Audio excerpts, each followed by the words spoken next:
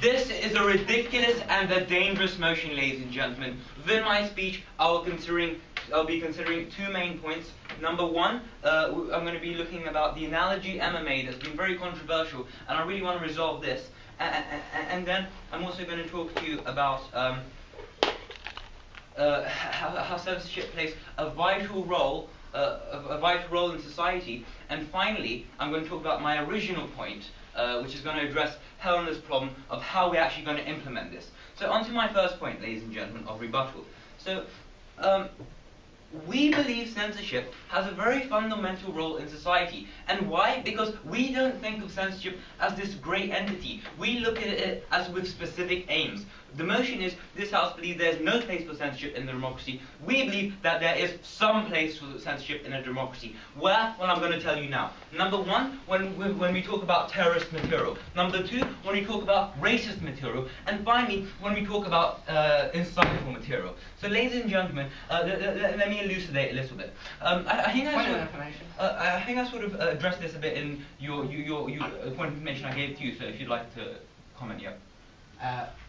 You said racist material, but actually sometimes exposing children to this racist material, we can actually show them that this is wrong by giving them this example and showing them this, and in this way we can teach them without censorship. Yeah, but the problem you have here is that when you go on these racist forums, they're not here to teach people, they're here to brainwash people. So I believe that we should be having these talks, these lessons with our children, telling them why racism is wrong, but we shouldn't be exposing it to them. So I sort of told you already that the police already censor sort of these racist and insightful comments, especially before football matches. You see, no thank you, you see the police removing tweets which they think is going to stoke violence, but at the same time, the police don't remove like blogs which talk about politically sensitive materials. So we believe the status quo largely works, but I'll be telling you a bit later on how we can even improve on this even more. Yes, thank you. Yes, that people, if you're saying that if we take it off and don't expose them to them, they won't see it, but if someone says it to them in the street, then what do they do there? They haven't been educated on how to deal with it.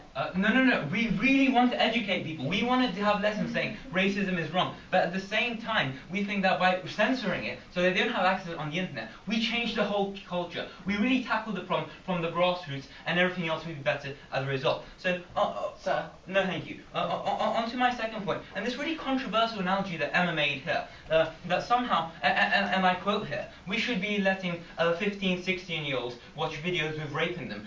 Ladies and gentlemen, we don't believe this is true. Why?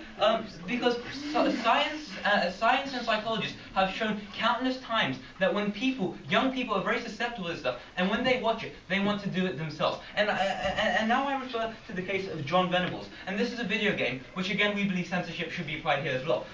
Point of information. Yes, thank you. Yeah, to echo Helena's sentiments, what is the point of censoring things that can be tackled in the real world and that they'll have to deal with? What's the point of censoring what is real life?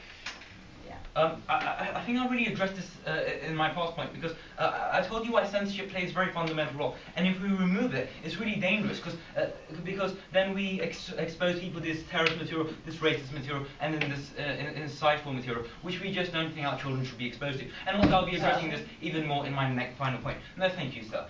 So I am proud to be opposing this motion when I think about the case of John Venables, which psychologists think that due to playing very violent, insightful video games, he was driven to committing this murder. So I think, although this might not be the end-all of stopping type of murder, any step that we can do to save lives is one that we should do. And on to my final point. Duchamp said that somehow we should be not having a central, censoring system, but letting parents censor, and we just don't believe this works. Because let me take this example where there is a homosexual child and he visits homosexual forums. Now, if the parents are homophobic and then they censor these homosexual forums, we believe that doesn't allow the child to sort of mature in in his sort of sexual needs. And we just don't believe that's right. And how are we going to fix this? Well, we're going to have an autonomous central body with representatives from people with all political hues,